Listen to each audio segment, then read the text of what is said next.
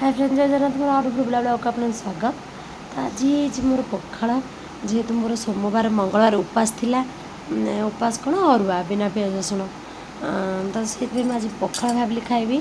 तो से पखाड़ आइटम करी भेंडी भजा, देखो टमाटो, काकुड़ी, कंचा लंका रसुण, पागटा तो भेरी इम्पोर्टाट। तरकारी फिका पड़ तो ता सहित बनई मु कलरा आलू चिप्स, तो पानी कखारू खटा टिकेनाकू, पकड़ी छणा, सोयाबीन छणा, सोयाबीन ताप से छाणी जो टिकेनाकू चिली बनई दी, तो झुलण भजा, कांकण आलू झोल। तो ये हूँ आइटम, बहुत सारा आइटम। और जापारे अधिक भात आनी हेरी, तो मत तो एमती 4-5टा आइटम हो टिके तो भात में खाया मत भल लगे। पखाड़ स्पेशल तो समस्त गरम भात अधिक आइटम भल लगे, बट मोर उल्टा मत पखाड़ भात की एमती आइटम भल लगे खायापी।